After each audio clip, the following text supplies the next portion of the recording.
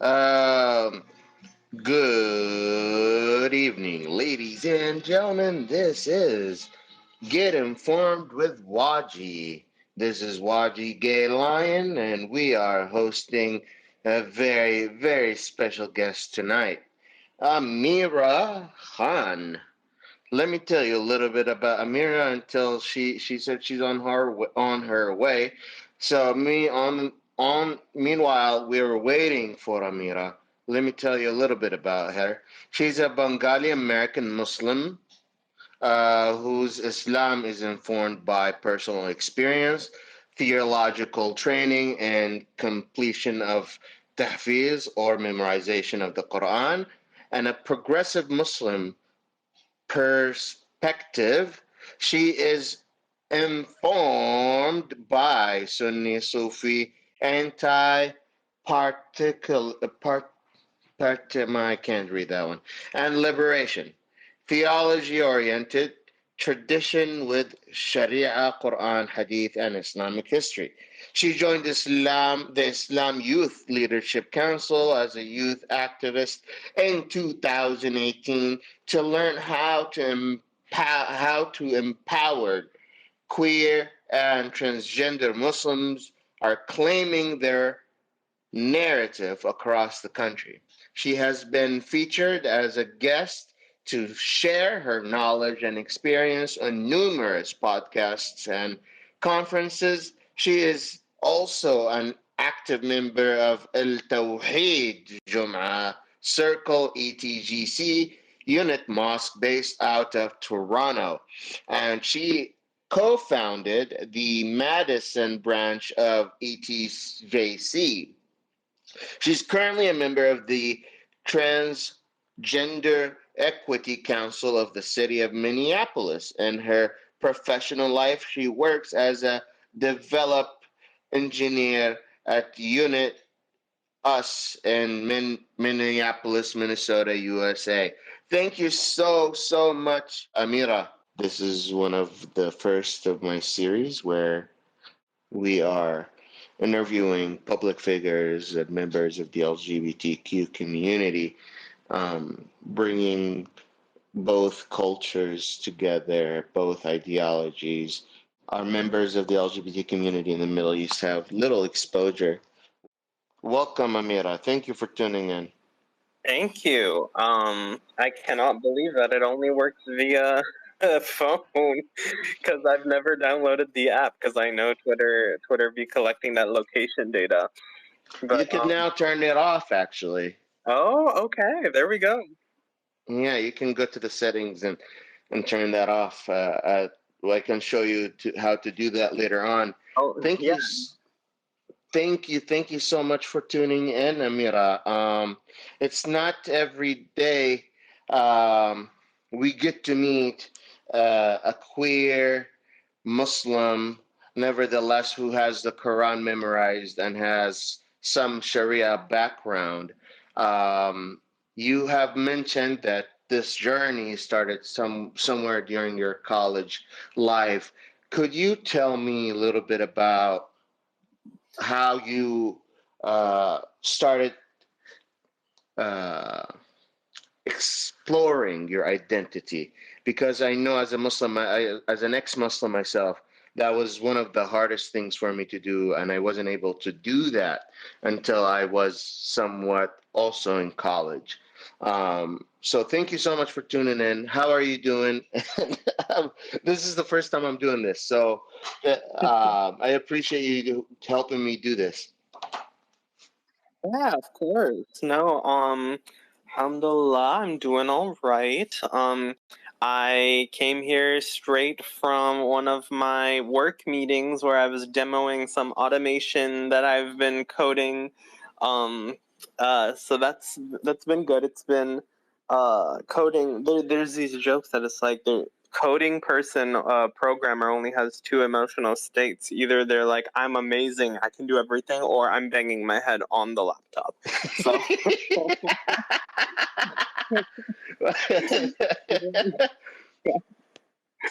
So, I enjoy coding, even though it's a roller coaster like that. I Like I am transgender. I use she, her, hers pronouns, and I'm a Bengali American. I was born in Kansas City to Bengali parents. So I grew up in St. Louis, actually. So St. Louis is my hometown. And there's the Muslim community of St. Louis, right? The Muslim IFGUST, also Islamic Foundation of Greater St. Louis area, was sort of the Islamic Foundation, the organization. And I grew up going to their masjids, right? One of their masjids was actually on my college campus, and the other one we lived right next to. So I would walk to the masjid every day for prayers 5 times a day. And yeah, during this time, my mom was like very, very religious. Obviously, she actually moved us from living farther away from the masjid to go closer and closer. We moved 3, 4 times until we were living right next to the masjid, because she really wanted me to be immersed in this community, this Muslim community that she missed being an immigrant when she first came to the U.S. So it sounds like you came from a very religious family. Was your family a Sunni, Sufi, or Wahhabist? What was their denomination, and since when have they been very religious? Yeah. So, so my father has never actually been too religious, but my mother, she wasn't also too religious either. But then they both came to the United States, right? And so as immigrants, they were like missing their religion, their culture, because none of that is here. It's a completely new world for them, right? So that's part of why, because they missed having Muslims and Islam and that culture all around them, my mother became a lot more religious after that. And so we grew up in a Sunni household. And my mother became like more and more Salafi and conservative as time went on. And so that was sort of pushed onto me as well, to an extent. So I grew up in a Sunni in a community that was predominantly Hanafi, but then we would also go and spend more time with like the Salafi community, because we had like a stronger Salafi community that began growing, and my mother was a pretty integral part of that. So that's sort of the journey that my parents took. My mother specifically took from being sort of like not too religious to being very conservative religious, and like dragging me along with it, because I'm a child who doesn't know any better. Um, and so in that environment is also where I finished memorizing the Quran. I did my Hifz of the Quran in 2.5 years. So Wow, that's 30 chapters, more than 300 pages of memorization.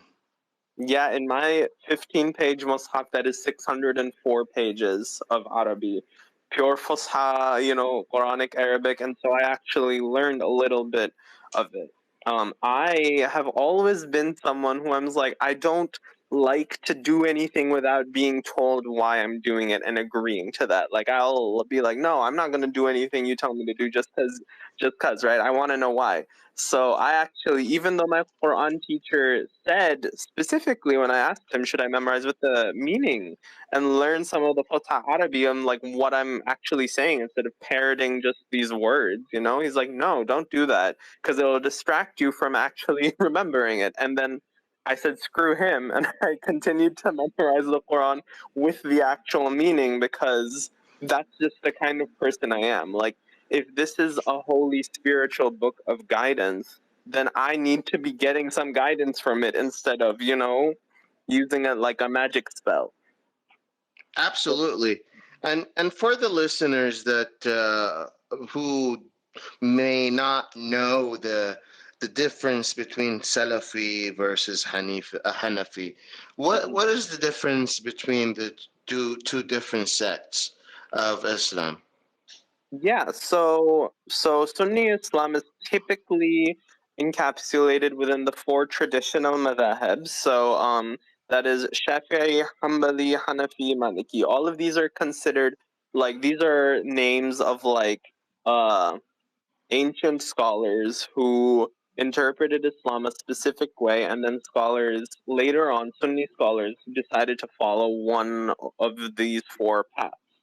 Salafi, Salafism is uh, a neoconservative movement. That's how I'm going to call it. Wahhabism or Salafism is a neoconservative movement that started with Muhammad ibn Abdul Wahhab in around the 1930s or so. And so his philosophy was like to go back even before these scholars and their interpretations of Islam and only take direction from the sayings of the Prophet himself and not from any other interpretations of it, which becomes pretty problematic the deeper you go into it. Um, but this is a movement that started in like the 30s. It did not have much traction until the Saud family took power, and then it became sort of their interpretation of Islam of choice, right? So it's still technically Sunni, but it's not one of these four primary madhahib. And this became more of their like religious sort of export of the Saudi royal family and government as they became more and more powerful over time. That's an amazing explanation. Thank you so much, Ameera. Let's pivot a little bit of the conversation and talk about when did you first find out that you were different? Because I think that's a question every queer person has to go back, and there's a specific time and place almost for everyone. Um, I'd love to know that story. Yeah. So definitely, even like in this memorizing the Quran and going against my teacher's wishes to memorize it with the meaning, you can already see that I was different from the beginning, right? To a little bit of an extent. But in high school is where I first fell in love with a man at the time, right? So we were both boys, and I was falling in love head over heels, like I'd never fallen in love with anyone before, and I was so like I was like this is not sexual attraction. This is just I really really like them as a friend or whatever. And then eventually one day he came up to me and he was like, the way that you are interacting with me, you're in love with me, you're gay. And I was like, no, I'm not. It's not the same thing. He's like, yes you are. And I was like, no, I'm not. But then I went home and I thought about it and I was like, oh my gosh, I am gay. Like, I didn't realize this. I am gay.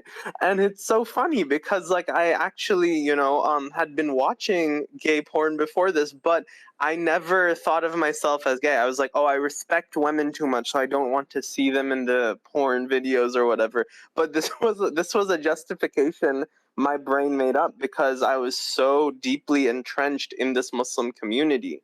Um, and so like meeting them and falling in love with this person and him calling me out on it made me really be like, oh my gosh, like I need to reevaluate everything and who I am. And I fell into this deep, deep depression because at first I was so happy that I was like, wow, I'm gay. I know what that is. I can put a name and a word to how I'm feeling, to my experience. But then that came with a lot of sadness because I know what that means as a Muslim, right?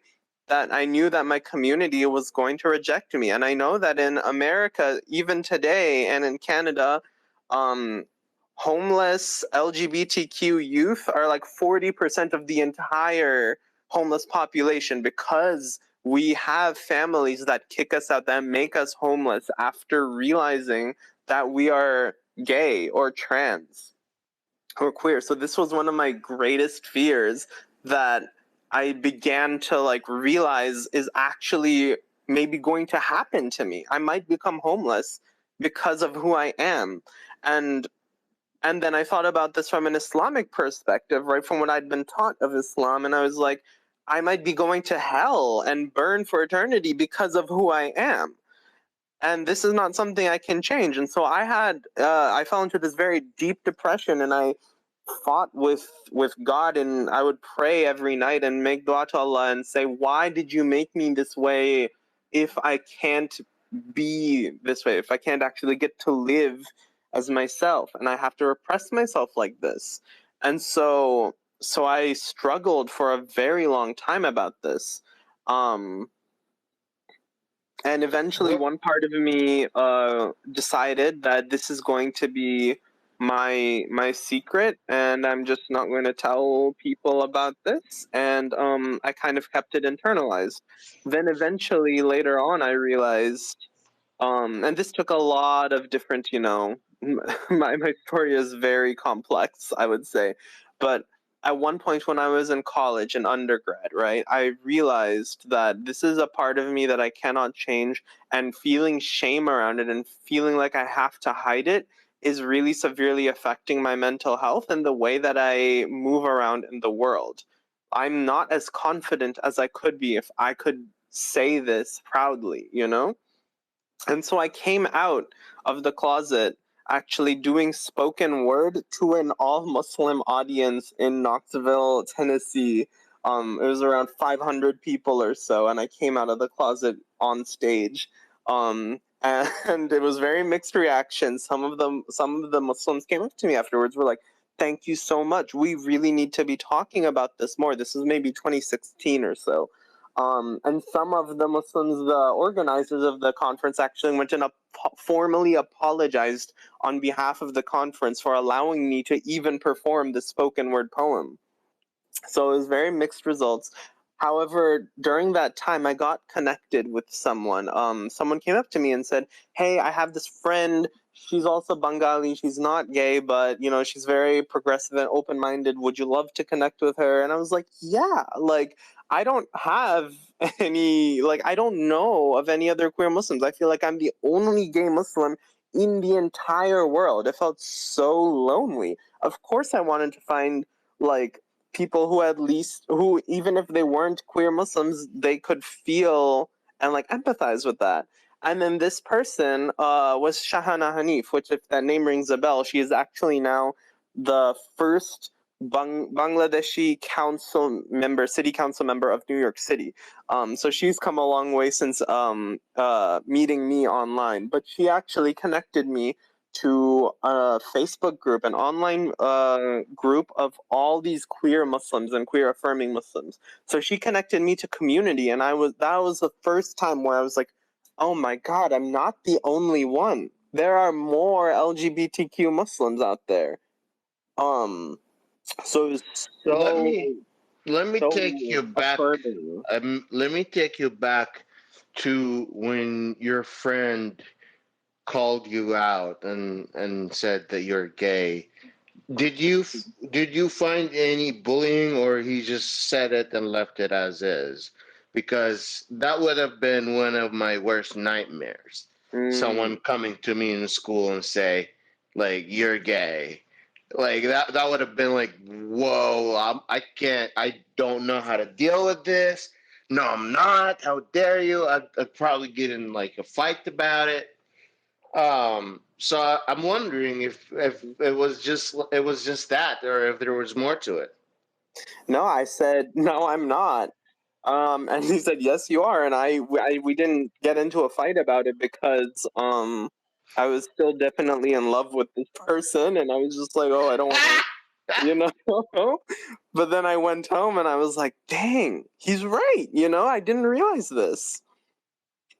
And Yeah, but like, was there any repercussion from that at school? Or was it just that interaction? I guess that's what. it was just interaction because I wasn't out about Mm. it. Uh, I was just like, "No, I'm not." But then I thought about it, and then I was like slowly realizing that I was, but I didn't tell anyone about that because I was scared of, how people would treat me. Less so in my school, because my school is in the school that I went to, my high school, and this was in maybe 2013 or so. when I was still in high school in a suburb of St. Louis, right? And so the folks there were generally very gay affirming, and I had gay friends, and I wouldn't have been bullied at school, but I would have been bullied when I came back home to the masjid or by my family, you know, by my Muslim community. And my Muslim community is who I cared about more. I didn't really care about my school classmates or anything like that as much. That's right. Um, does your family know that you're a member of the LGBT community family? Um, And Now they do. Do you mean back then? no, now, how did that go? What was your family's reaction? Yeah. That was really hard, and I knew that it was going to be hard, so I took precautions. And so I only came out of the closet after I received a position to be an RA. So if for those of you who go to college in the United States, if you live in a dorm, you have sort of a floor student manager that interacts with you all and like helps you interact with housing and residence life, like as a department. So that's what a resident advisor is, or an RA for short. I got accepted to be an RA, and what that meant is that I could live on campus for free, which is very important because I did not grow up very rich. I grew up under the poverty line, um, and like receiving government assistance and everything. So even when I went to college, I had this mindset of poverty, and also knowing that on top of that, I would be alienated from what little resources I had if I came out to my family and they, made me homeless and threw me out on the streets. So I made sure I had that job so I could have housing the next academic year, and then I came out to them. And they didn't believe me at first. They were like, "No, you're not." I was like, "Yes, I am. Like, I've thought about this for years, and only today have you heard about it. So of course you don't believe it, but it's true." And they fought me about it. They're like, "Well, are you really gay? But like, what about Islam and this and that?" And I was like, "Listen, I've had all of these conversations already with myself for years. That you have not been a part of that conversation. Um, so I know what I am, and I've come to this conclusion. Uh, and so they weren't happy about it at all, and they told me to hide it, and they said, "Don't come to the masjid, because then everyone will know if you tell them and stuff." And it was like very. This was near my last days in St. Louis, right? My last 2 years. So finally, after I graduated college, I left St. Louis and I went and lived in Madison, Wisconsin for a couple of years.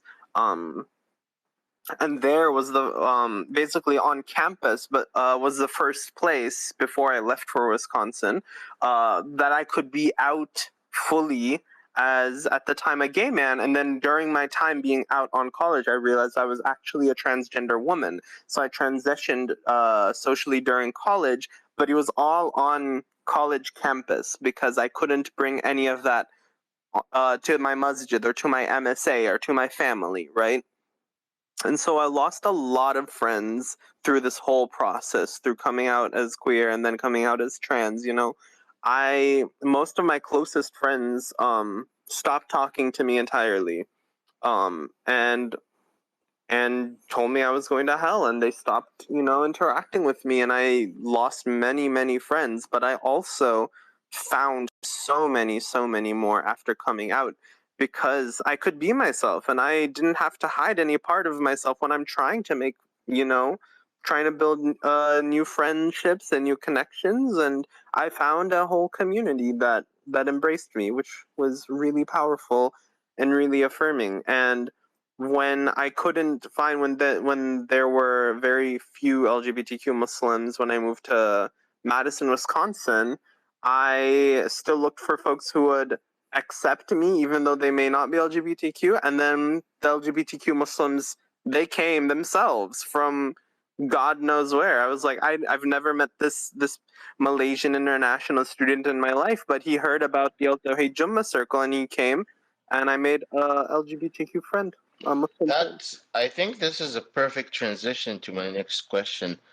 Um, Tell me about your religious journey, because myself, I can't find any way for me to be part of any organized religion, and that's just my story, and it has nothing to do with anyone else's story.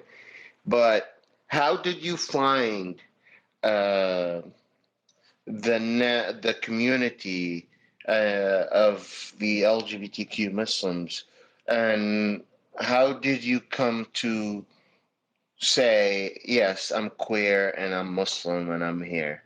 Hmm. Yeah, so of course, the first part of this story was where I felt I had to reconcile them, right? Because back when I was feeling depressive and suicidal about being gay and Muslim, when I was first realizing this, I told myself so many times, I wish I could just be atheist. It would make this so much easier, you know? Because then I wouldn't have to have these hard conversations with Allah every night. Um, but I didn't, because I've always just felt that there is a God, there is a supreme being, a method to the madness of this universe, you know? And I believe that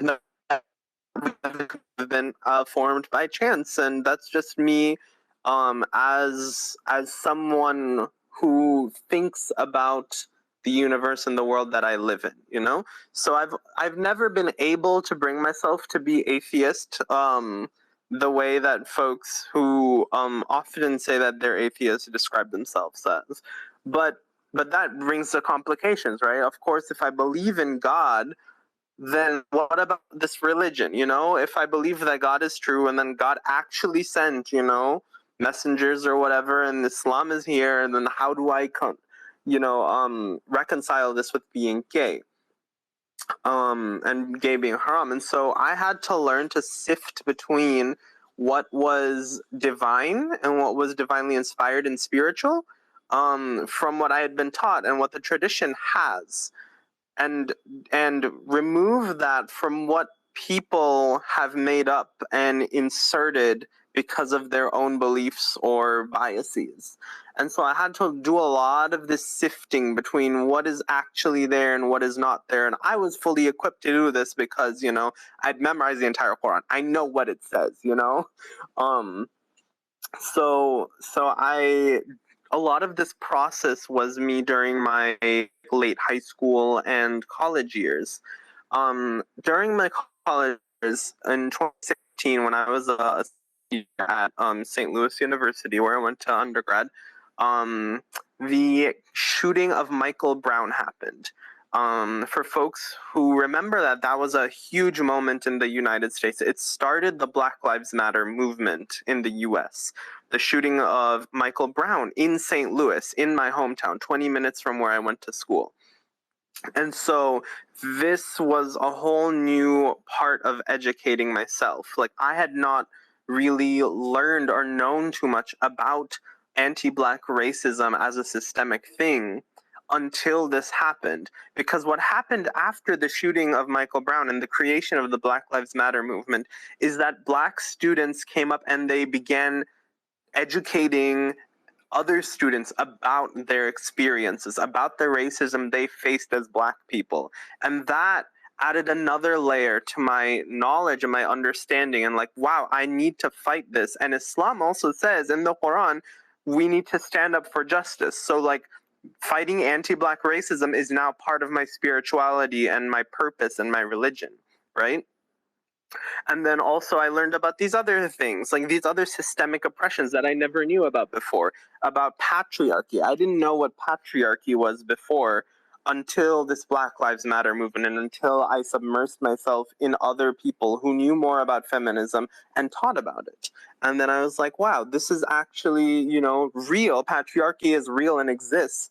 And also, it is within the calling of my religion for me to fight against it, because my religion tells me to stand up for justice. So And so, it sounds like your introduction to grassroots organizing was part of your journey for your religious freedom.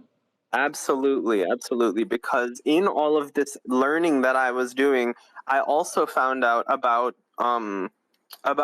intersectionality, and I was like, wow, like I am gay, and then later on I was like, I am trans, I'm transgender, I am a brown, child of immigrants, racialized in the United States, and I'm also Muslim, and all of these things have a connection. All of these things give me a unique perspective on systems of oppression and also religion, right? And so I learned to view Islam as something liberatory, as something that tells me I need to be fighting for justice for all people, for black folks, for transgender folks, for LGBTQ, for gay folks, across the world, all marginalized people.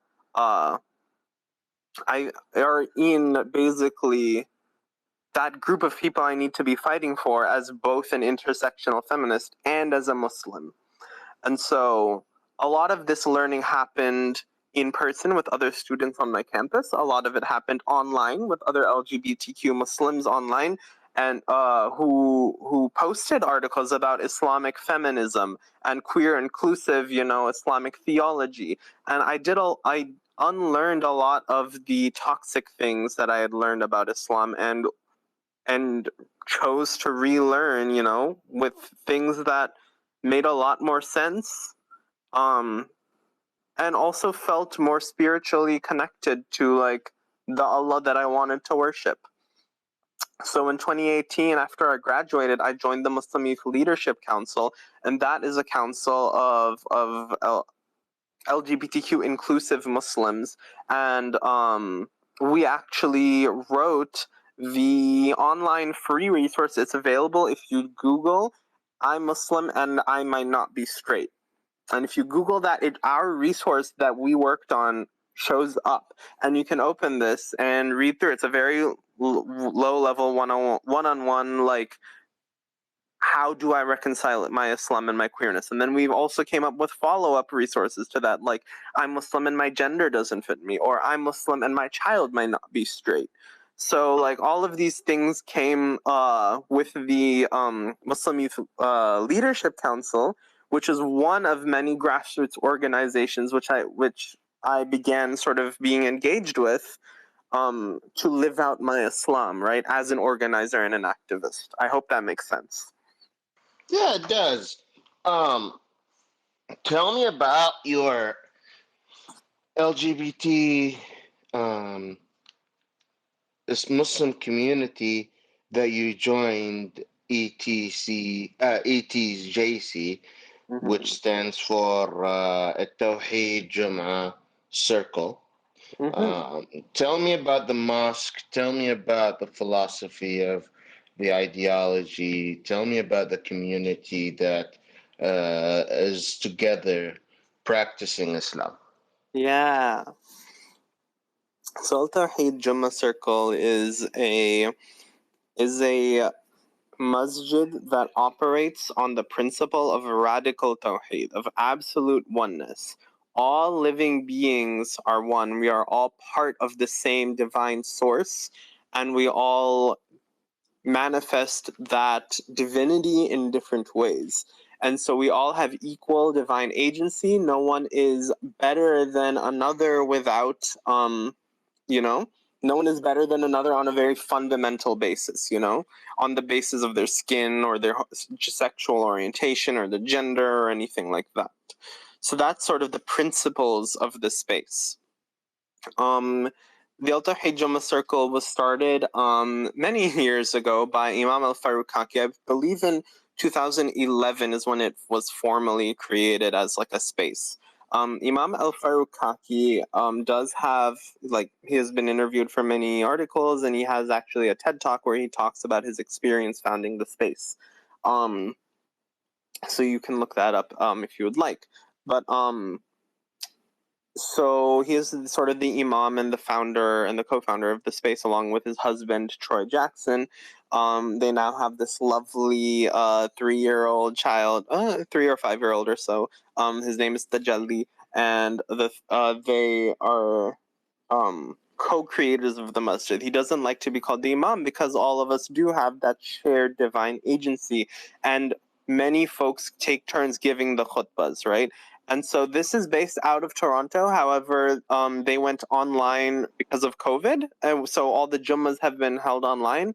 And since then, they've continued to be online, and the Jamaat has grown from just being Toronto people to being people all across the globe. We've had folks join from Ireland, from Colombia and Argentina. We've had people join from Germany and Singapore, all into this, this very global congregation. And so, folks of all sorts of backgrounds give khutbahs there. Shia folks, non-binary folks, transgender folks, black folks, women, everyone take turns giving khutbah, giving adhan and iqama and leading prayer, and prayer is led and adhan is given in both Sunni and Shia styles, depending on who wants to lead it which way that day. So it's a very, very globally inclusive Jamaat. And they do have the physical space in Toronto, but since COVID, it really hasn't been used. Well, I'm going to ask the question that you've been talking about, right? The big elephant in the room. Can I be Muslim and queer even though I am? It explicitly says in the Quran so many times that these actions are forbidden, or so many interpretations, for say, have sentenced us to death or throw them off a building or the stoning. Yeah. So can I I remember you and I were talking once, and it was a concern of you and your transgender wife. Both of you guys are transgender, beautiful couple. You were very concerned about wanting to go to Hajj in Saudi Arabia and whether you might or not get in trouble. Even both of you are U.S. citizens. So this is some real fear that we are experiencing as queer Muslims or ex-Muslims. Love to hear a little bit about that. Yeah. So yes, you can be queer and Muslim. Period. Right? There's no question about that. We are here today. We have always been here. We have been here during the time of the Prophet's life. And we have always been here. We are here to stay. No one should be able to invalidate that on an Islamic basis. They cannot invalidate that. That said, many folks take up these other interpretations of Islam that do criminalize us and marginalize us, right? So we have obviously the Salafi interpretation that Saudi follows, right? This neoconservative movement, which is not based in proper interpretation of the Quran and the Hadith, right? It is based off of what is politically convenient at the time. Right, and so that is a huge reason why Muslim folks, Muslim countries will often marginalize LGBTQ people. If you want to go really deep into the verses of the Quran, I can do that. This was not what I was planning on doing, but I can do that if there's interest in that.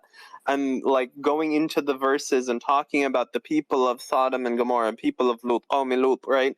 Where their story is taken as the basis and the reason for criminalizing and saying that, oh, being gay is haram, right? And how this is already a very terrible understanding of the actual story and the actual sin of the Qawmi Lut, right?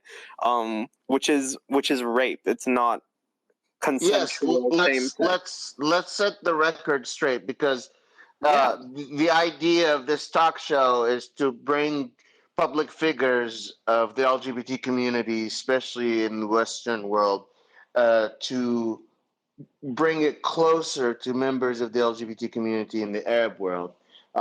So that's the intention of this. So yes, please go ahead and tell us why the other interpretations are wrong, and how we were present during the time of the Prophet. This is actually one of the most important parts about being about the arguments that conservative Wahhabist Muslims or Salafists will hold. So, yes, please go ahead. Yeah. So, firstly, we yes, we always have been around, including at the time of the Prophet. This is shown in many hadiths about the what is called mukhannath, right? And nowadays this might be used as a slur, but at the time of the Prophet it was not. It was simply a designator for a group of people who were neither male nor female, basically. These people have been like primarily assigned male at birth, but there are also instances of them being assigned female at birth as well. These muhannath were basically a third gender category where they didn't really fit in men's spaces or women's spaces. They could interact freely with both men and women, and they were actually allowed in women's spaces. There's a hadith, actually a sahih hadith about the Prophet allowing one of these transgender women, right, assigned male at birth person, into the women's space, right? So Aisha, right, the wife of the Prophet, actually allowed this transgender woman into her house, right, this mukhannath. And then there's of course this story about, oh, like the mukhannath didn't respect the boundaries of the person, and so the Prophet sent her away and all of this stuff. But all of that basically is saying that the transgender woman who was in the house of the Prophet was violating boundaries, and that's why they left. But until they did that, like, they were fine, they were allowed to be there. And that's a general principle. Anyone who violates your boundaries should not be welcome in your house at all, transgender or cisgender. And so that's part of what's happening in this hadith, right? This very sahih hadith that many scholars have talked about and have pointed to as like, this is an example, a very clear example of one mukhannath, one transgender person who lived in the time of the Prophet and interacted with the Prophet's family and was accepted until they broke a boundary. And they're not the only mukhannath mentioned. There's at least around 24 or so mukhannath mentioned by name that lived during the time of the Prophet, including Qawais, who was either a Sahaba or a Tabi'i, right, born around the time of the death of the Prophet, who was known for the beautiful instruments that they played, and was an entertainer in the city of Medina, and was someone beloved by the governor of Medina at the time, right? So we have been around forever, right, as like folks who do not fit within the binary of gender and of heteronormativity, right? They were allowed to marry actually both men and women. So there's examples of these muhannath marrying men or women, and both of it was allowed within the Prophet and within the Prophet's time. And we also know that one principle of Shari'a is that whatever the Prophet witnessed and saw and did not stop is allowed. So like, from Sharia principles, like using the principles of Sharia, trans and gay people are normalized and are allowed and accepted within society, right? So this is one example. The other example, right, that folks give is, as a clobber verse, right? Homophobes might say, people of Lut, right?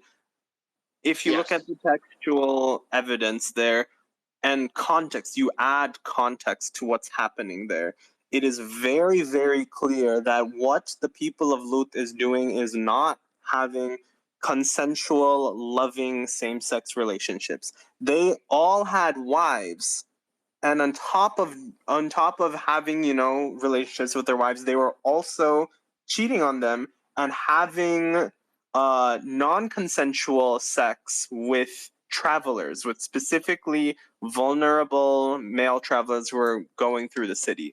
That was their sin, right? This sin is of rape, and it is not of same-sex love. And one easy thing to point to about this is the wife of Lut, right? In the stories, the wife of Lut is also punished alongside the rest of the town. Even though she was not homosexual, she was married to the prophet, right? But she was destroyed because she was a sinner. And how did she sin? She did not sin by having any same-sex relations. That is not mentioned anywhere in any narrative. She was sinning because she approved of this status quo where travelers would be taken advantage of, right? So that's the historical context that people who look at the story of Qawm Lut as a reason for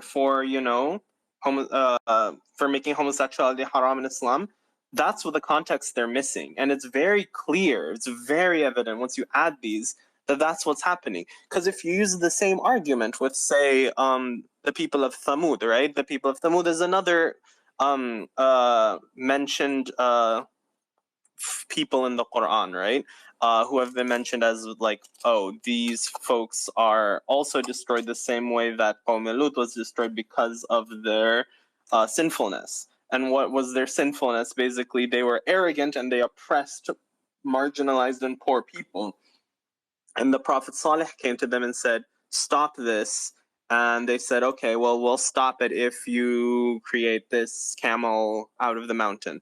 And so the Prophet Salih miracle is that he creates a giant camel out of the mountainside, a pregnant camel and stuff. And then they decide to be arrogant anyway, kill the camel, and then they're destroyed, right? This is sort of the general story of the people of Thamud. Well, if someone told you that their sin, the reason why they were destroyed was because they hated camels, that would be completely stupid. That would be completely missing the point of the whole story in the Quran. Right? You would say that's insane, right? There's nothing specifically wrong about hating camels, right? But the same logic is now being used to deny homosexuality. Got it. So it doesn't make sense from several angles, right? This angle of comparison, and also this angle of like historical reality, and also this example of adding context. Adding context is important because everyone who manipulates history to how they want it to be will add or remove context. And so this is a clear example of historical manipulation to actually create an agenda to marginalize people. That's how I look at it. And of course, outside of the time of the Prophet, there's plenty of gay folks gay Muslims who existed in the Abbasid and the Umayyad dynasties. There are many khulafa of these dynasties who had mukhannath as their like primary bards, and they would like sing and create beautiful music for them. They would be advisors to the Khalifa in literally these very high positions.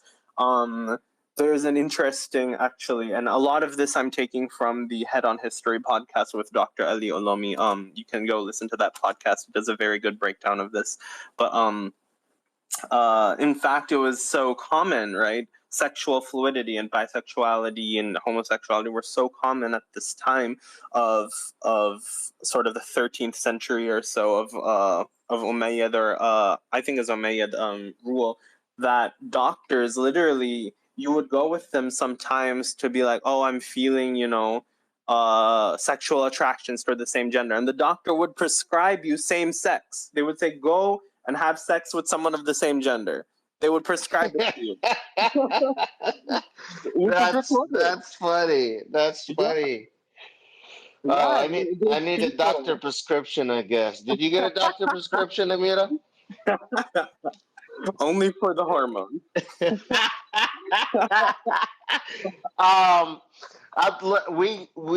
I think I've only asked an hour of you, so we have about 9 minutes.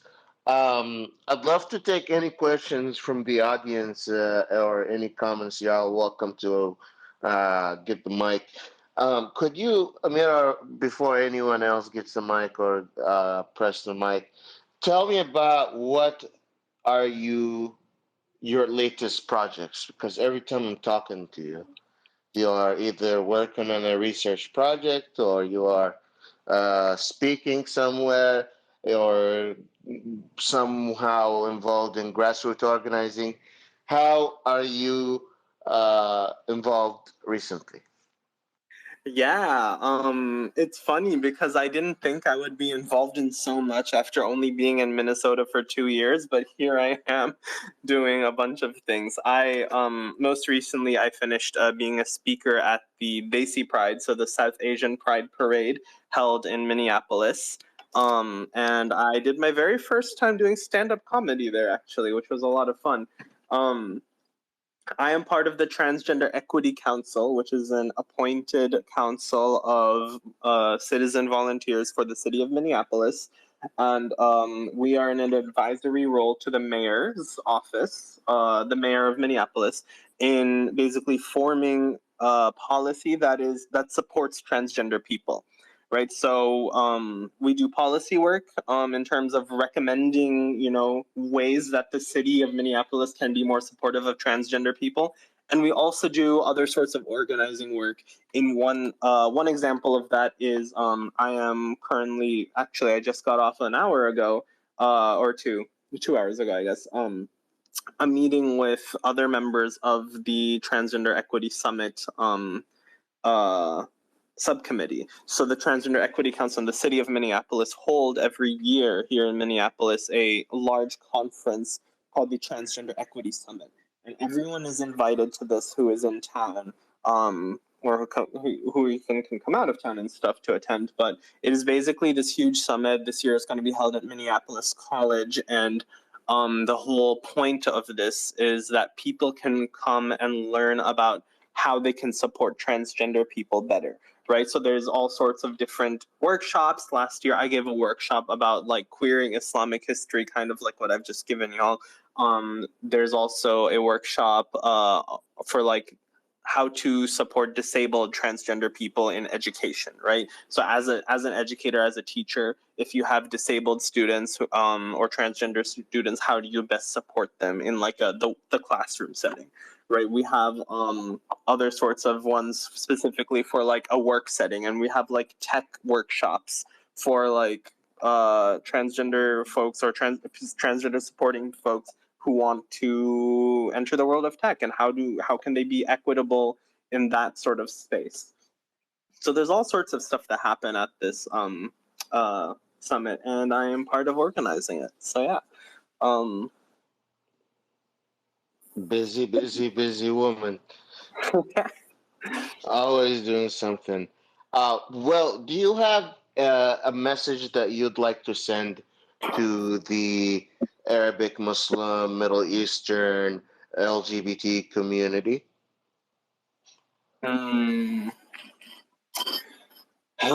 Yeah, I would say that know that that God is on your side. She has always been on your side, even if you have never been told that that's what it is. But if you have divinity, if you have God on your side, then who can stand against you? They can kill you, but they can't kill the movement. So I don't like, of course, not living in a safe living environment is scary, and it's like real danger, and you can lose hope in that situation. You can lose hope. You can lose your authenticity, your connection to who you really are, and just kind of go through life separating yourself from a big part of you. I want to say that doesn't have to be your reality forever. There's hope. There's a way for you to be both queer and holy and authentic, and people may not give it to you. Maybe you have to create that space and create that authenticity for yourself. But it's always possible. Yeah. I think that's a very strong message, and very important for a lot of people to know that they have many ways to belong, and they can be so many things at once. They don't have to fit in a certain box. Really, really appreciate you coming in and tuning in. I don't know if there are any questions from the guests. I haven't seen anything in private. Haven't seen anyone press the mic. If there is none, I will say thank you so much, Ameera Khan. This has been Get Informed with Wajeeh, very informative talk show for whether you are Muslim or non-Muslim, a different uh, story that you will not hear every day. Ameera is an activist and organizer and a wife. She is a member of the community, a leader that grows to make change every single day. Thank you so much, Ameera. Thank you for tuning in, everyone. Have a wonderful day. Assalamu alaikum. Peace be upon you all. Thank you so much for having me. Have a wonderful day. All right. Happy birthday, Pony.